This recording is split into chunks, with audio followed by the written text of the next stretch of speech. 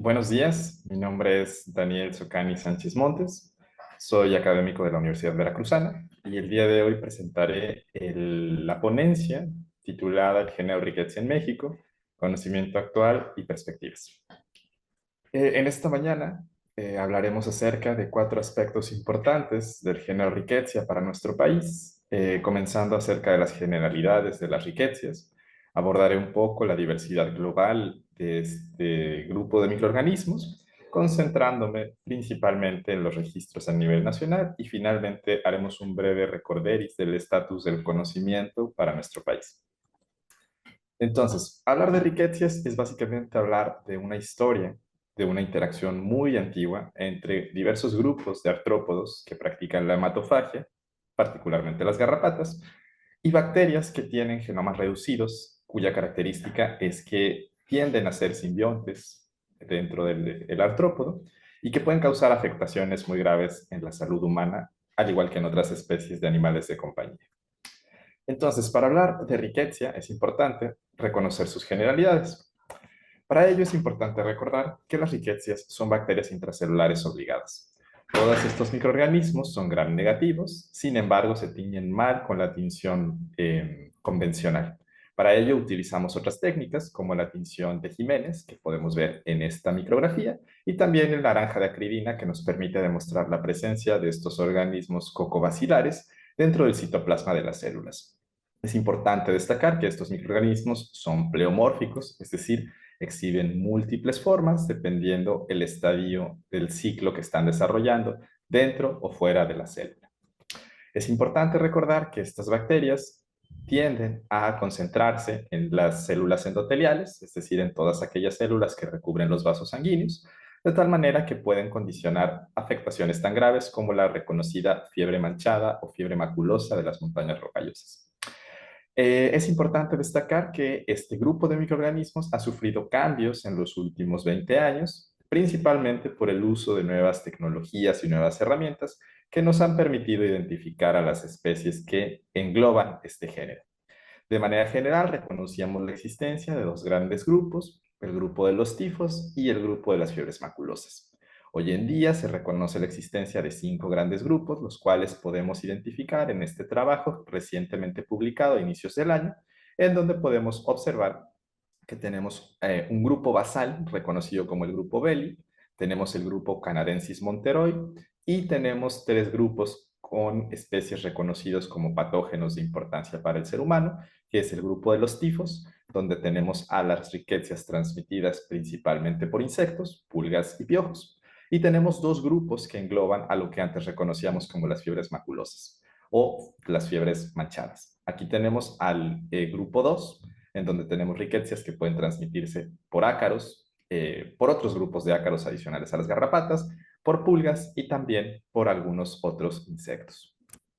El grupo más diverso está representado por el grupo de las fiebres manchadas o fiebres maculosas 1, en donde básicamente tenemos a todos los representantes transmitidos casi exclusivamente por garrapatas. Al día de hoy reconocemos la existencia de 35 especies válidas, las cuales se distribuyen a lo largo de los 5 continentes, e insisto, el número se incrementa diariamente debido a que estamos realizando estudios mucho más sistematizados con otros grupos de artrópodos que previamente no reconocíamos. El ciclo de vida es un ciclo complejo que involucra la presencia de diversos grupos de invertebrados, dentro de los cuales destacan las garrapatas, piojos y pulgas, al igual que otros grupos de ácaros como los mesostigmados, y tenemos la presencia de diversos vertebrados, dentro de los cuales reconocemos que los roedores, murciélagos, carnívoros y primates, estos últimos dos, importante mencionar, somos hospederos incidentales en su ciclo de vida. Pero es importante destacar que las riquezas pueden transmitirse horizontalmente, es decir, al momento en el que un vector infectado se alimenta un vector infectado se alimenta de un hospedero susceptible, transmite a través de las glándulas salivales o bien a través de sus heces a estos microorganismos. En el vertebrado se desarrollará una fase de riquecemia, es decir, una proliferación mediada principalmente, como ya lo comentamos, por la colonización de los vasos sanguíneos de pequeño calibre. ¿Sí? Eh, Importante destacar que este es un grupo con una elevada diversidad a nivel global. En este último trabajo publicado a inicios del año, se reconoce la existencia de 1.565 publicaciones, en las cuales se han descrito 48 especies de rickettsias del grupo de las fiebres maculosas, 17 de las cuales es importante destacar que son especies aún en proceso de validación. De estas 48 especies, 47 han sido descritas en vectores, 24 de las mismas exclusivamente en los artrópodos, no sabemos si pueden colonizar a vertebrados.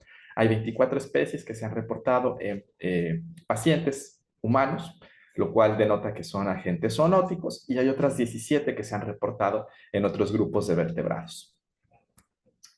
Es importante destacar que desde el año 1906 hasta el 2022 se tienen 66.133 casos publicados en la literatura de rickettsiosis, dentro de los cuales se denota que el grupo de las fiebres maculosas pues son las que van a condicionar cerca del 60% de estos casos. La especie más frecuente reportada en la literatura es Rickettsia rickettsii, con un 42% de los registros totales, seguida por Rickettsia conori, la cual está restringida a Medio Oriente y algunos otros países del Viejo Mundo. En el caso de las especies que infectan a los diferentes grupos de artrópodos, se reconoce que existen 198 especies de ectoparásitos, las cuales han sido incriminadas como potenciales vectores de alguna de estas especies de Rickettsia. La mayoría de las especies, 146 de las mismas, que representan más del 70% de los artrópodos registrados, son garrapatas, seguidas por pulgas, por mosquitos, pero también es importante destacar que otros grupos de hematófagos, como los ácaros, piojos, algunas moscas hematófagas, también pueden verse infectadas por estos microorganismos. En el caso de los mamíferos, se reconoce a nivel global que 43 especies de vertebrados, principalmente silvestres, pertenecientes a 9 órdenes, han sido registradas e infectadas con riquecias. Muy importante enfatizar que exclusivamente 7 especies de vertebrados domésticos han sido registrados e infectados con alguna especie de riquecia. Resulta relevante denotar que son los roedores el orden que registra la mayor cantidad de especies infectadas con riquecias, con 24 especies, las cuales se asocian con 9 riquecias diferentes, seguidas por los murciélagos, que es el orden Chiroptera, y finalmente el orden Carnívora. Esto nos hace identificar que realmente muy pocos grupos de mamíferos han sido evaluados como potenciales hospederos de riquecias, debido a que tenemos un registro de 35 órdenes a nivel global, lo cual nos hace pensar que solamente el 10% de los mamíferos han sido explorados como potenciales hospederos en el ciclo de vida de las riquecias. En el caso de la diversidad nacional, el primer trabajo donde se conjunta la literatura publicada en México es este, que es encabezado por el Consorcio de Rickettsiosis a nivel Iberoamérica, liderado por el doctor Marcelo Labruna, quien en el año 2011 reporta la presencia de 5 especies de riquecias en nuestro país, en México, considerándose que América es un continente muy diverso en la presencia de estos microorganismos.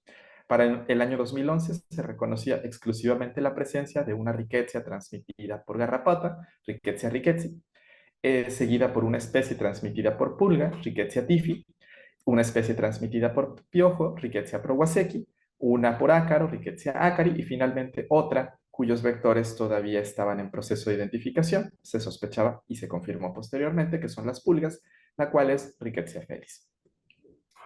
A continuación les iré presentando los hallazgos que hemos tenido como grupo de trabajo a nivel nacional, como una red de colaboración interinstitucional, la cual nos ha permitido describir de manera mucho más puntual la diversidad de riquezas que tenemos concentradas para México. Como les había comentado, el grupo más basal dentro de las riquezas lo representa el grupo Belli. Aquí tenemos un único representante, la cual es Rickettsia belli, que se considera una riqueza no patógena demostrada naturalmente, pero que tiende a generar la producción de anticuerpos. El primer registro que tenemos para esta especie procede del estado de Hidalgo. Se recuperó de una garrapata que se conoce como Hemaphysalis leporis palustris, una garrapata casi exclusivamente reportada en lepóridos, principalmente en conejos y en liebres, la cual se asocia principalmente al pabellón auricular. En este trabajo se demostró la presencia de Rickettsia belli en un porcentaje relativamente bajo de garrapatas, que insisto, no son garrapatas que se asocien con el ser humano, pero que sí nos denotan ciclos de transmisión de una bacteria en comunidades de lagomorfos silvestres. Posteriormente les presentaré el grupo de los tifos, que es aquí donde haré un poco más de énfasis, porque tenemos especies que son de importancia en salud pública y en salud animal, las cuales están incrementando su incidencia a nivel continental y que en México particularmente tienen una importancia debido a que son el segundo grupo de patógenos rickettsiales más recurrentemente reportados. Entonces, en el caso de rickettsia, de las rickettsias del grupo de los tifos, el representante, afortunadamente, que tenemos en México, pues es exclusivamente Rickettsia tifi. En este trabajo detectamos la presencia de Rickettsia tifi en roedores, en la rata noruega, Ratus norbergicus, en el estado de Hidalgo. Se hicieron esfuerzos para identificar la presencia de roedores que pudiesen fungir como reservorios en un municipio en donde se tienen registros históricos de la presencia de casos humanos de tifo murino. Realizamos muestreos, se colocaron trampas para la colecta de estos roedores y recuperamos tanto roedores como pulgas infectadas con Rickettsia tifi. Posteriormente empezamos a detectar la presencia de casos humanos, colaboramos para la tipificación molecular de un caso de una persona que había tenido súbitamente un cuadro febril con la presencia de petequias, principalmente en el torso, que iban hacia las extremidades, y se confirmó la presencia de una cepa de Rickettsia tifi muy similar a lo que se está reportando tanto en el sureste de México como en los países africanos, como Madagascar y el sureste asiático. Posteriormente, tuvimos la oportunidad de colaborar con la Universidad Autónoma de Campeche, en la cual se identificó la presencia de una persona que estuvo en contacto con un gato que tuvo un evento fortuito de que salió del hogar. El animal regresa con pulgas y esta persona, el tutor, probablemente se infecta al momento de inhalar las heces de estas pulgas. Aquí es importante destacar que Rickettsia tifi se transmite exclusivamente por contacto con las heces del vector. Es un riesgo porque no necesita que el vector pique para que exista transmisión activa de esta riqueza. De tal manera que podemos infectarnos a través del contacto de las heces con la conjuntiva y de esta manera entonces presentarse el cuadro febril que les presenté en el caso anterior. Prosiguiendo con el estudio de estas riquezas, en una colaboración que se sostuvo con la Reserva Ecológica del Pedregal de San Ángel, logramos la identificación de la presencia de pulgas Tenocefalides felis felis, que es una pulga que se reconoce que parasita principalmente al gato, también se reporta en perro. La encontramos parasitando a estos didélfidos, a estos tlacuaches que están eh, habitando en la Reserva Ecológica del Pedregal de San Ángel en la ciudad universitaria en Ciudad de México. Vimos que 30% de las pulgas asociadas con estos mamíferos se encontraban infectadas con Rickettsia tifi, lo cual resulta interesante debido a que estos mamíferos de origen neotropical, es decir, que tienen una distribución principalmente desde Sudamérica hacia Centroamérica y colonizaron muy brevemente Norteamérica, son infestados por pulgas positivas a Rickettsia tifi que provienen de roedores. Entonces, en este trabajo queríamos demostrar cómo es que en una reserva que está aislada, tiene poca conectividad hacia afuera, es que los tlacuaches tienen pulgas parasitadas con esta Rickettsia. Importante destacar que Rickettsia tifi ingresa al continente americano a través de las pulgas de la rata, relativamente reciente, a inicios del siglo pasado, pues del siglo antepasado, perdón. Entonces esto nos habla de que ha sido una interacción relativamente reciente entre un patógeno de origen asiático con hospederos nativos en la región neotropical y particularmente para México. Adicional a esto, en otra colaboración liderada por el doctor Marco Torres Castro de la Universidad Autónoma de Yucatán, identificamos la presencia de perros con cero exposición a una riqueza del grupo de los tifos.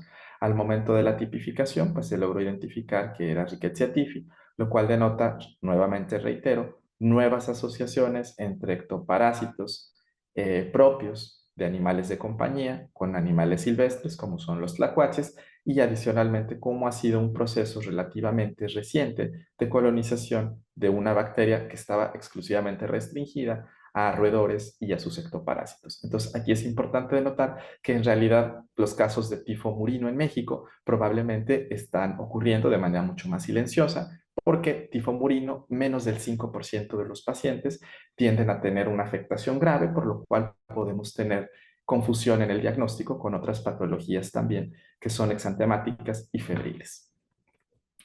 Ahora haré mucho más énfasis en el grupo de las fiebres maculosas, que aquí es donde tenemos a los representantes con elevada virulencia y obviamente patogenicidad, como Rickettsia rickettsii. Pero quiero denotar la importancia que tiene el estudio de otras garrapatas que pueden estar transmitiendo a otras especies de este grupo que condicionan cuadros clínicos, pero con una menor tasa de ataque y también con una menor virulencia. Entonces, hablaré primero de los miembros del grupo de las fiebres maculosas 2, en donde tenemos como representante principal a Rickettsia felis, que es una rickettsia que al día de hoy todavía seguimos en proceso de validación si efectivamente es o no patógena para el ser humano. Se ha recuperado principalmente en muestras de sangre, material genético del patógeno, pero no se han detectado al día de hoy la presencia de anticuerpos.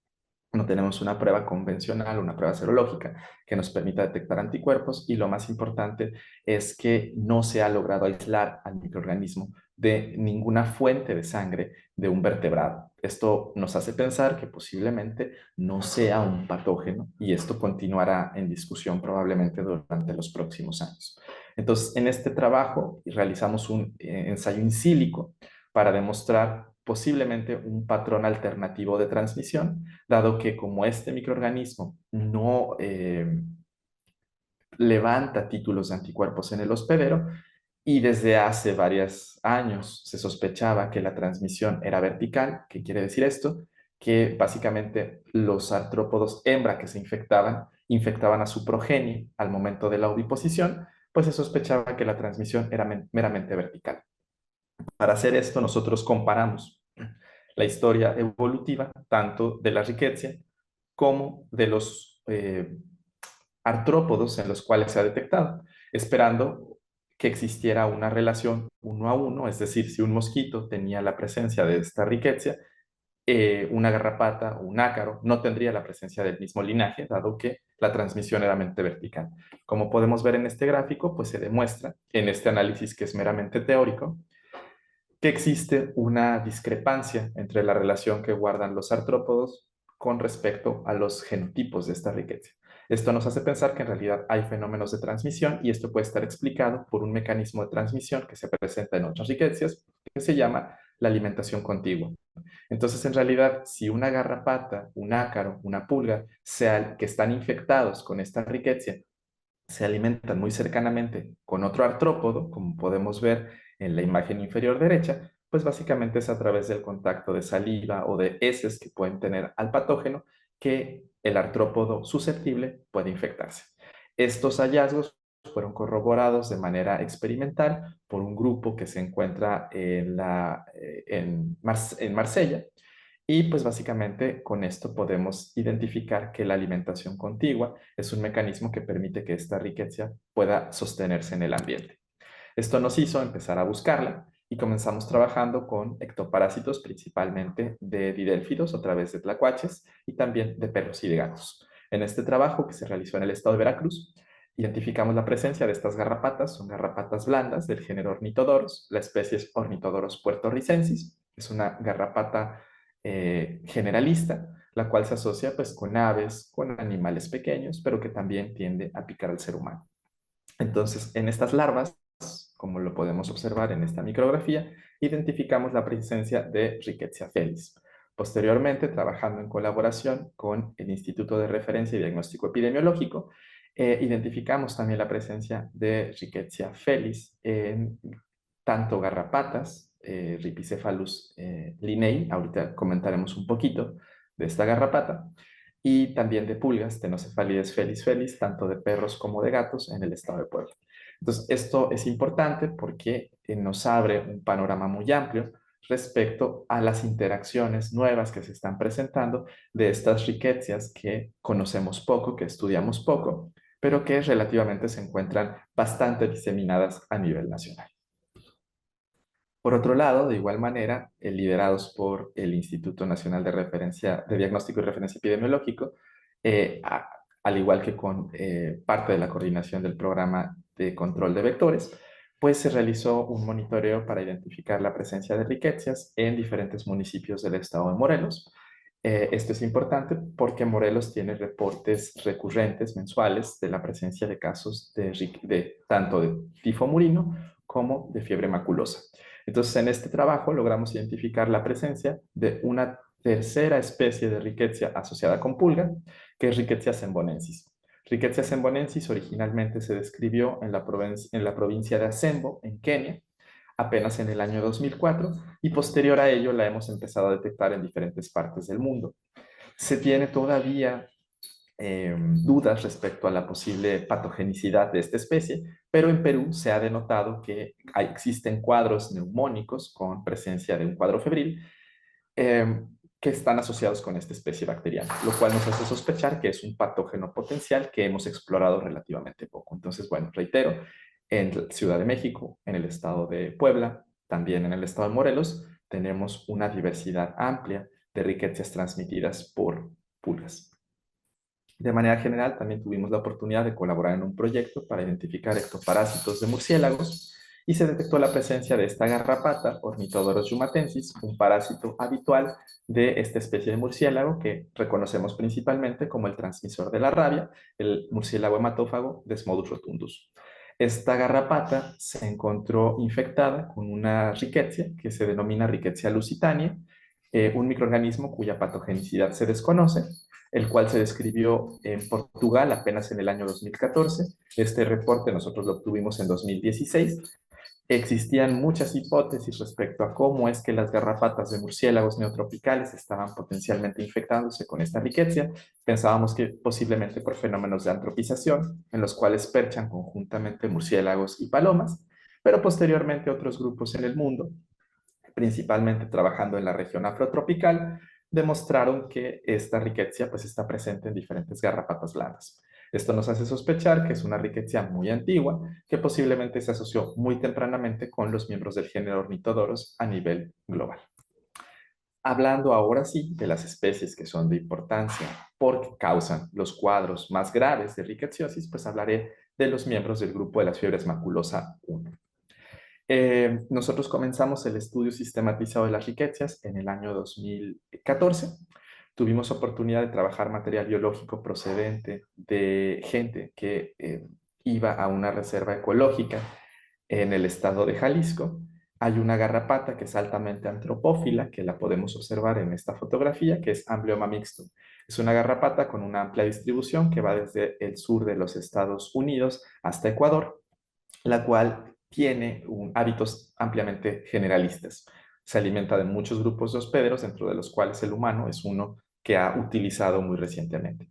Importante destacar que estas garrapatas fueron extraídas de personal humano, se analizaron para identificar la presencia de rickettsia y fueron positivas. Originalmente pensábamos, antes de realizar la secuenciación, que se trataba de Rickettsia rickettsii, dado que este es uno de los vectores reconocidos de Rickettsia rickettsii, principalmente en Centroamérica, pero nos llevamos una sorpresa al momento de obtener las secuencias e identificamos otra especie dentro de las fiebres maculosas que en ese momento se llamaba Candidatus rickettsia amblyomi. Hoy es una especie válida, es una especie depositada en Estados Unidos en la colección de rickettsias del CDC y se conoce como Rickettsia amblyomatis.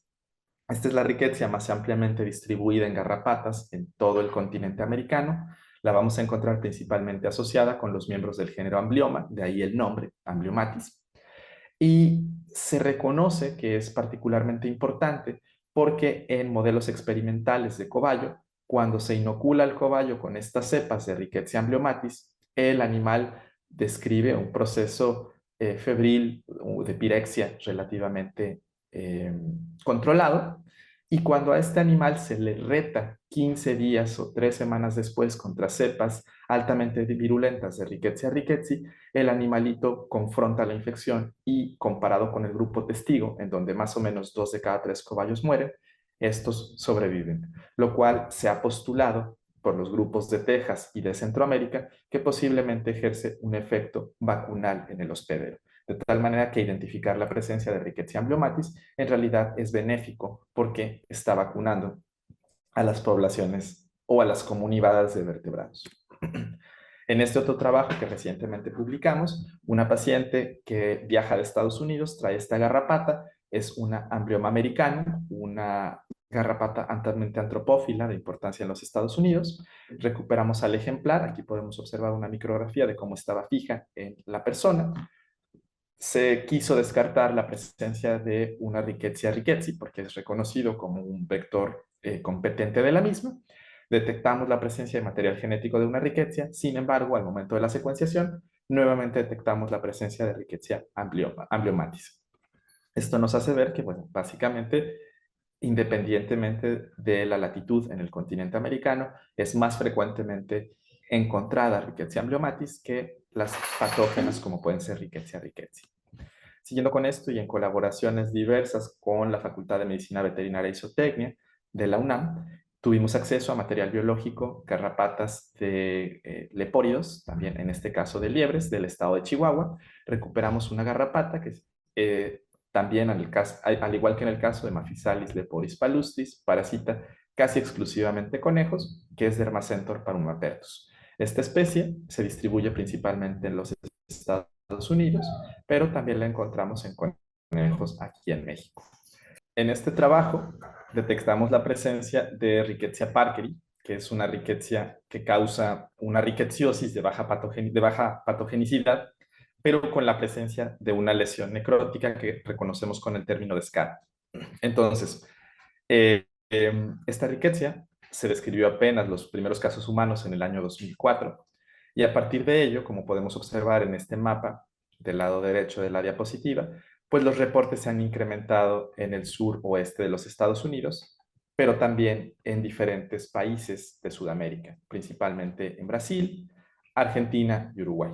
Era interesante que esta distribución no era continua a lo largo del continente, aun cuando los vectores estaban presentes. Entonces, en este primer trabajo se denotaba que en la frontera existía la presencia de esta rickettsia, que, insisto, es una cepa que nunca se ha reportado en humanos, exclusivamente en garrapatas de lepóridos, pero esto ya nos hacía énfasis que posiblemente esta especie de rickettsia se encontraba a lo largo de todo el país. Trabajamos en conjunto con colaboradores de la Universidad Autónoma de Sonora, trabajando con garrapatas de perros de libre rango, los cuales normalmente se encuentran en las rancherías, que portan otras especies de garrapatas. Esta que observamos en esta fotografía es Amblyomma maculatum, que se reconoce como el vector competente de cepas de alta patogenicidad de Rickettsia parkeri.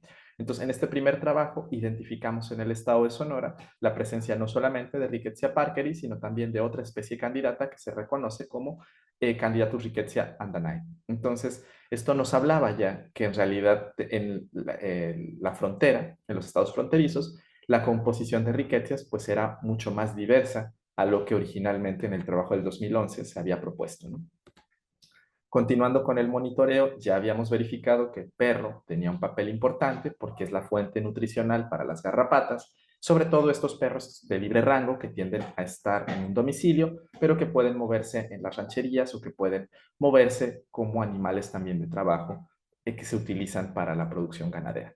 En este caso, estos animales que están ingresando a ecosistemas nativos traen una composición completamente diferente de garrapatas, como esta que vemos en la imagen inferior derecha, que es Amblyomma ovale, una garrapata asociada principalmente con carnívoros silvestres, pero que se reconoce en Brasil como el vector principal de otra cepa de Rickettsia parkeri que se reconoce como cepa mata atlántica. Entonces, trabajando con colaboradores en el estado de Veracruz, empezamos a detectar perros que llegaban a clínicas privadas con la presencia de pirexia y la presencia también de estas garrapatas. Comenzamos la identificación del microorganismo en las garrapatas y confirmamos la presencia de esta tercera cepa de Rickettsia parkeri que se conoce como cepa mata atlántica. Entonces, estábamos hablando que teníamos al norte del país la cepa Black Gap, que es la que exclusivamente se detecta en garrapatas de conejo.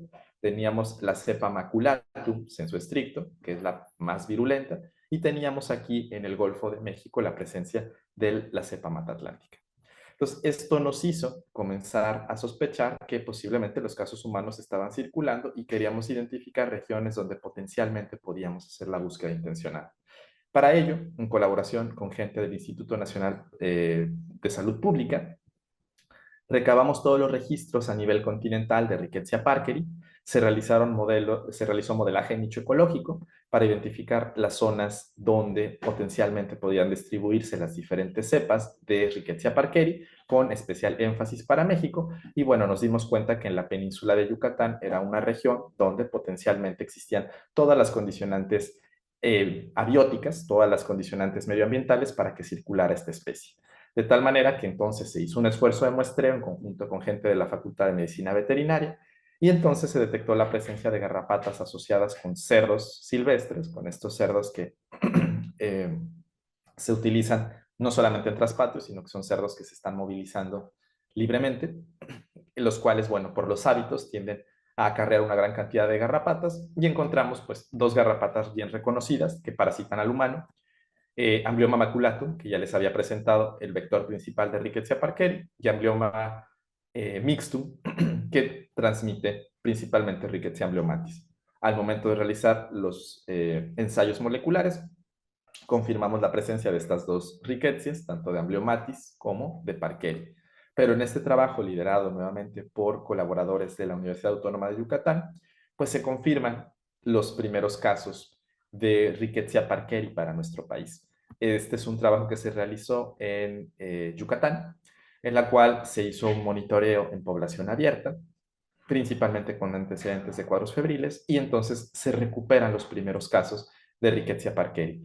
Al igual que esto, este estudio fue liderado por el doctor Marco Torres Castro. Tenemos uno que salió casi de manera sincrónica, liderado por el doctor Gaspar Peniche, en los cuales, bueno, ya identificamos que en Yucatán no solamente están los vectores, sino también están ya los casos de Rickettsia parkeri, ¿no? Entonces, aquí hablamos ya de dos rickettsias del grupo de las fiebres maculosas que causan afección en el humano, confirmados para México.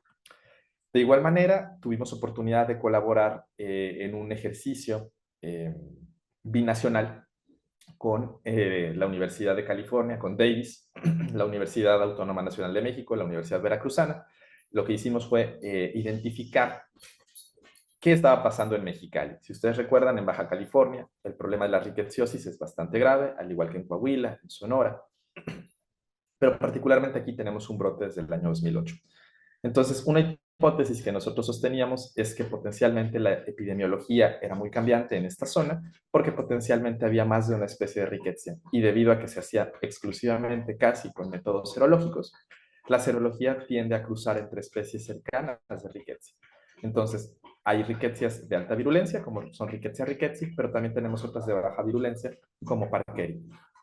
En este ejercicio se muestrearon ectoparásitos de cánidos silvestres, como son coyotes, de cánidos domésticos, como son los perros, de félidos silvestres, como son también los linces, y también de roedores pequeños. Al momento de analizar tanto la sangre de estos mamíferos como los ectoparásitos, pues la sorpresa fue bastante grande, porque encontramos la presencia de 7 especies de rickettsias circulando en Baja California. Hablamos de rickettsias como Rickettsia massilia, que causa también una escara, así como Rickettsia parkeri. Reconfirmamos la presencia de Rickettsia parkeri para esta zona. Una sola garrapata y un solo coyote fueron positivos a Rickettsia rickettsii. Esto es importante porque entonces son otras garrapatas de este grupo de fiebres maculosas las que en realidad nos están dando probablemente las serologías positivas. Y también encontramos a otros miembros del grupo 1 de las fiebres maculosas, como son Rickettsia zembonensis, Rickettsia felis, y también algunos grupos, más bien, algunos ejemplares de pulgas positivos al grupo de los tifos. Esto nos habla que en realidad mucho de la epidemiología tan cambiante de rickettsias puede estarse atribuyendo en realidad a la composición y a los efectos de diversidad, dominancia, competencia interespecífica que tienen estas rickettsias en cada uno de los estados. De ahí la importancia de realizar monitoreos a nivel estatal, a nivel regional, para establecer cuál es la composición y el inventario particular de rickettsias. Ya casi para culminar, pues quisiera hacer mención que en México tenemos un problema grave porque tenemos dos especies de lo que conocíamos como la garrapata marrón del perro.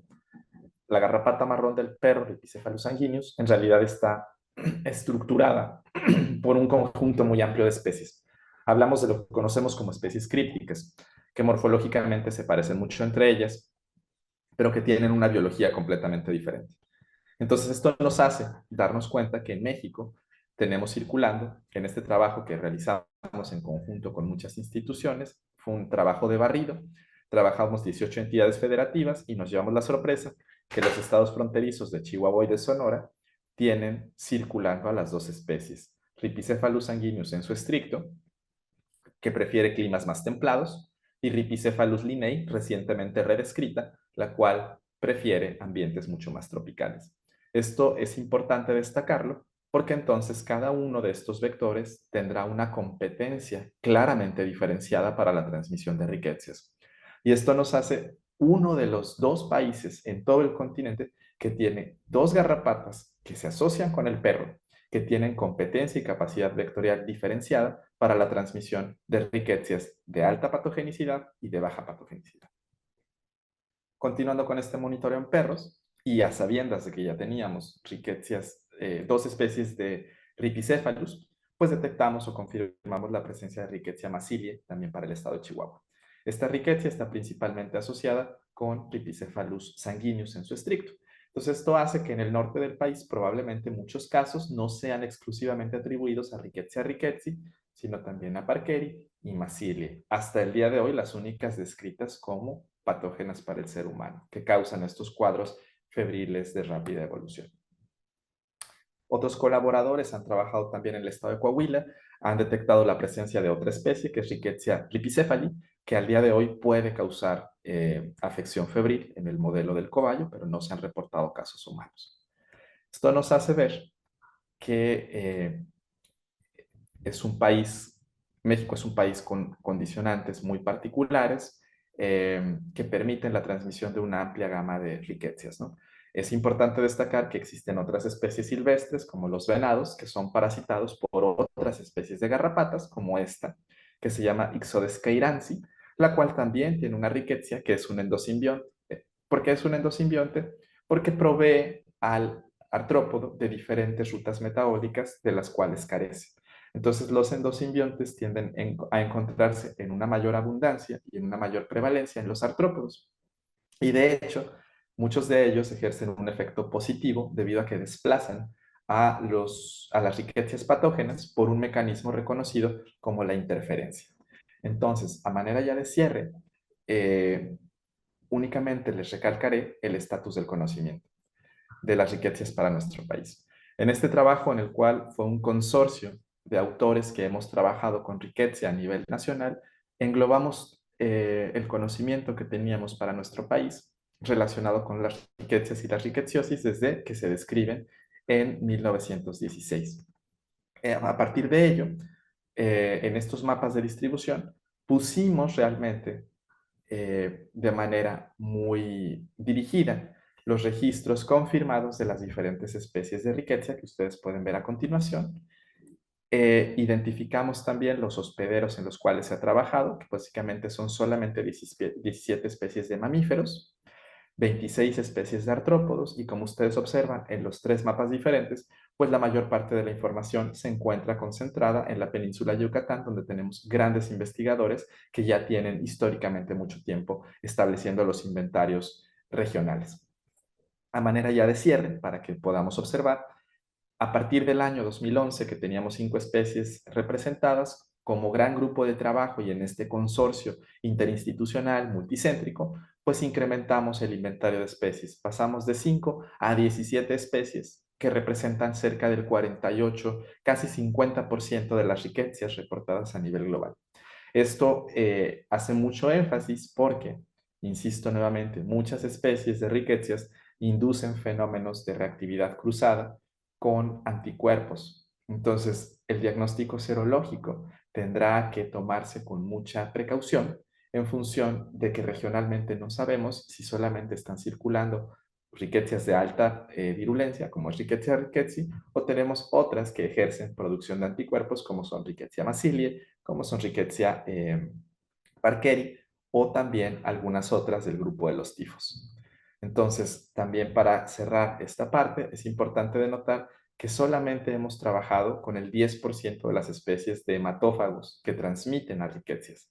En México tenemos un inventario de 103, 105 especies de garrapatas, tenemos 44 especies de piojos chupadores, 342 de piojos masticadores y 172 de pulgas.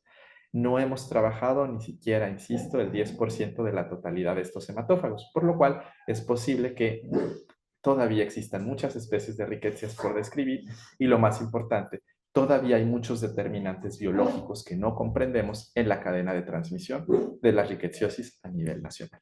Con esto simplemente cierro de que la biodiversidad efectivamente ayuda a la prevención del establecimiento de patologías de una elevada tasa de ataque. Entonces, si preservamos la diversidad biológica, prevendremos la emergencia de riquezas de alta virulencia y de elevada patogenicidad. Entonces, agradezco a todas las instituciones participantes, que somos muchos, instituciones académicas, instituciones a nivel gubernamental, instituciones también a nivel internacional.